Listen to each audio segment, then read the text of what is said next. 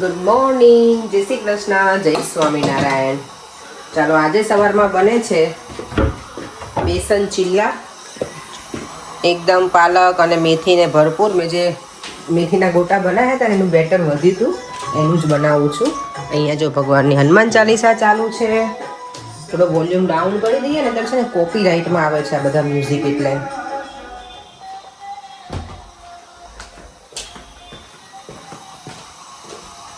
સવારનો બ્રેકફાસ્ટ તો રેડી થાય છે. પરેંગ હજી શાવર લે છે, ત્યાં સુધીમાં મેં બધું રેડી કરી દઉં. દેવમ તો સ્કૂલે જવા નીકળી ગયો છે અને હું પણ હવે બધું કામ પતાવી અને નીકળીશું થોડી વારમાં. હજી તો વાર છે મારે 1 કલાકની. ત્યાં સુધીમાં બધું વાઇન્ડ અપ કરી લઈએ. મોર્નિંગનું જે આપણું રૂટીન હોય ને એ બધું. અહીંયાના જો વેધરનો કાંઈ ભરોસો નથી.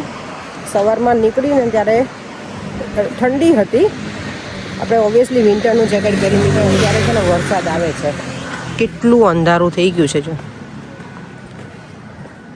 કબૂતર જો કેવું મારી ઘરે જુવાર છે. મને એવું થાય કે હું લઈને આવીશ. અહીંયા બહુ બધા કબૂતર હોય છે પણ ભૂલી જ જવાય છે. તો પરેંગ મને લેવા જ ના આવ્યા. મેં એમને મેસેજ કર્યો હતો પણ એમને ધ્યાન કે તારે મને ફોન કરવો જોઈએ ને, તો મારો ફોન ચાલતો હતો, તમે ફોન ના કર્યો. હું વોક કરીને જાઉં છું. આજે 40 મિનિટ્સનું અત્યારે વોક છે મારું. હવે 15 મિનિટ્સ એવું રહ્યું છે, થઈ જશે વોક, વાંધો નહીં આવે. કારણ કે હવે છે ને દિવસ સરસ છે એટલે મજા આવે વોક કરવાની.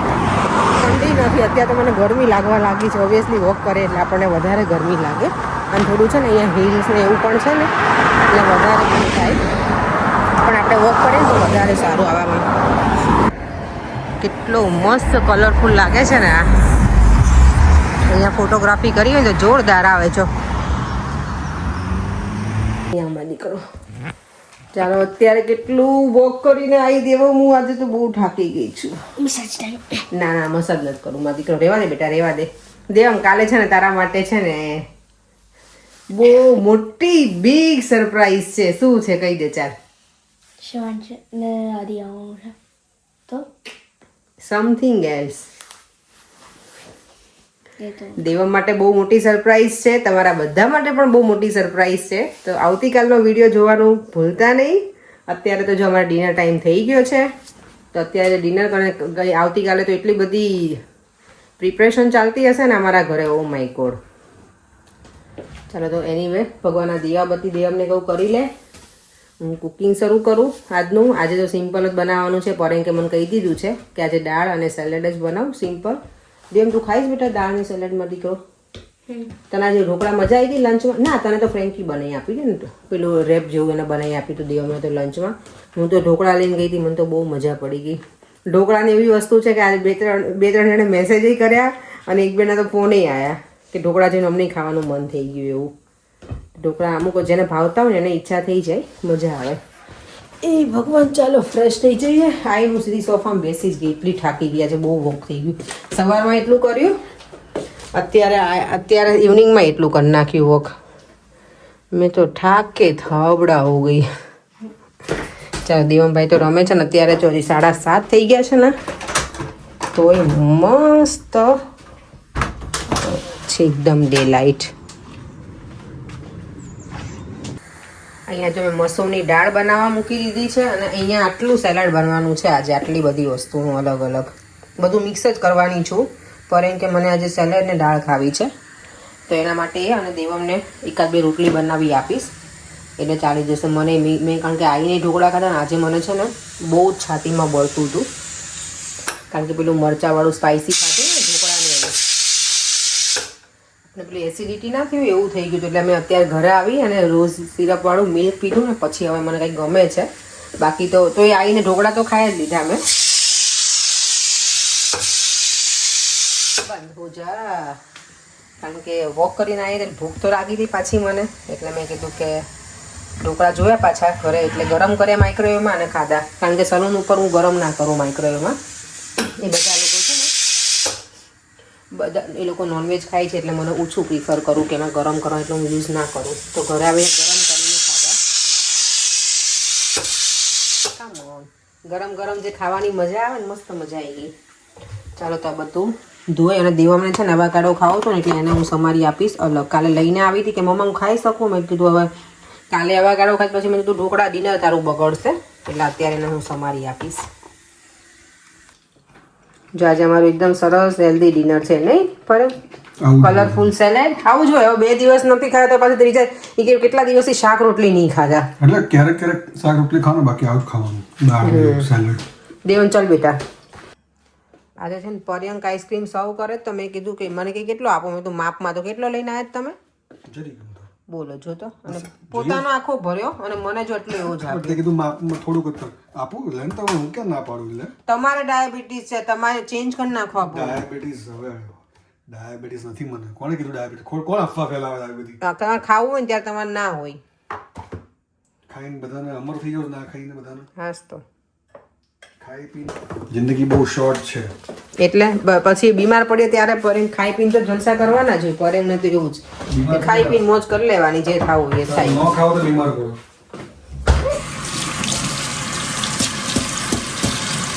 ચાલો બધું કામ પતી ગયું છે. હવે અમે આઈસ્ક્રીમ એન્જોય કરીશું.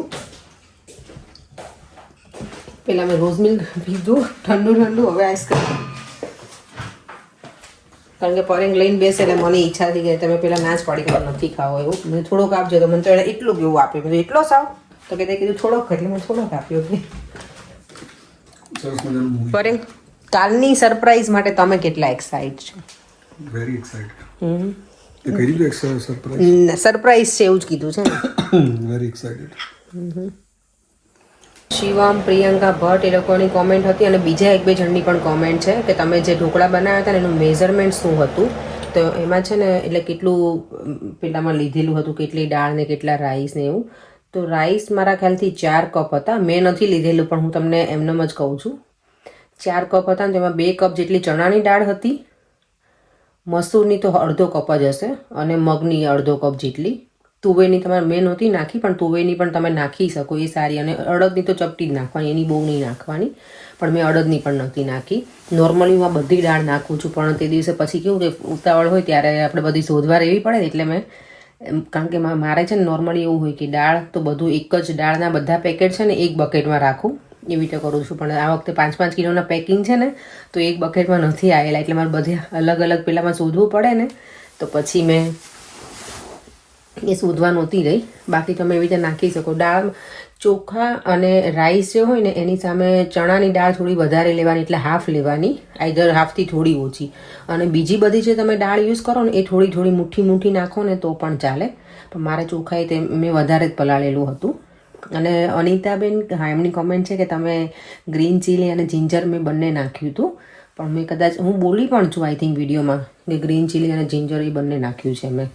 તો એ નાખવાનું સરસ બન્યા હતા. અને તમને ખાટા ઢોકળા ગમતા હોય ને તો પછી તમે આઈધર દહીં નાખી શકો અને નહીંતર લીંબુ. મેં દહીં નહોતું નાખ્યું, લીંબુ નાખ્યું હતું. ઘણી વખત દહીં નાખીને પછી આથો આવે ને તો મને એ સ્મેલ નથી ગમતી, એટલે એની જે આવે ને એ સુગંધ. તો મેં એવી રીતે હું લીંબુ નાખું છું. અને જ્યારે બેટર બની જાય ને પછી જ્યારે એને આપણે મૂકીએ ને આથો લાવવા માટે ત્યારે એમાં છે ને મેં મેથીના દાણા નાખ્યા હતા, આટલા ઘણા બધા નાખ્યા હતા. તો એનો જે ટેસ્ટ મને બહુ જ ગમે, તો એ પણ નાખે. તમે લોકો એવી રીતે નાખજો.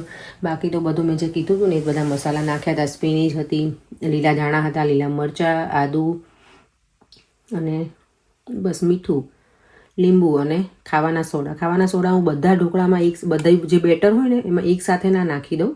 જેટલી પ્લેટ બનતી હોય ને એમાં હું નાખતી જાઉં. અને બેટર મેં થોડું વધારે ઢીલું રાખ્યું એટલે એકદમ મસ્ત સ્પંજી બન્યા હતા, મજા આવી ગઈ હતી.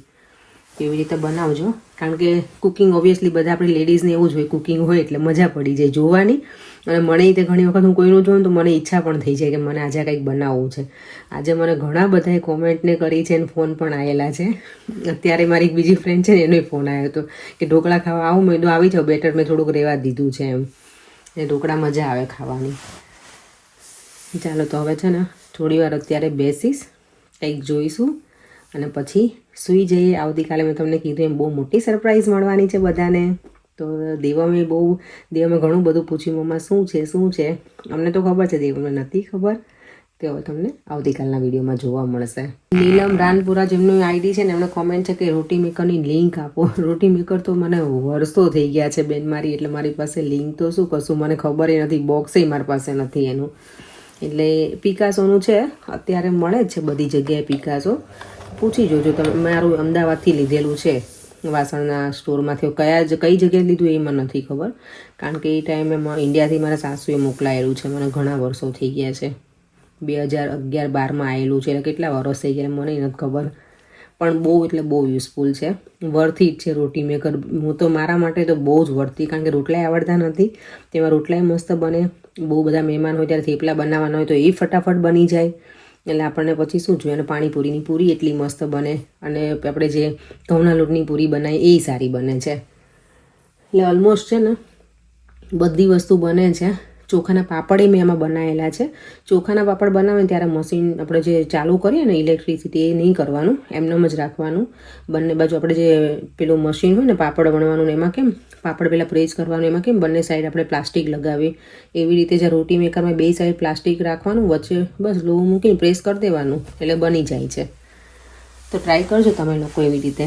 હું જો બનાવીશ ને તો હું તમને મારા પાપડની રેસીપી પણ શેર કરીશ આ વખતે. લેટ્સ સી હવે ટાઈમ હશે એ પ્રમાણે. ચાલો તો વિડીયોને એન્ડ કરી દઈએ. ફરીથી મળીશું કાલે નવા વિડીયો સાથે. Bye bye. જય શ્રી કૃષ્ણ, જય સ્વામિનારાયણ. વિડીયો ગમ્યો હોય તો like, share and subscribe. By.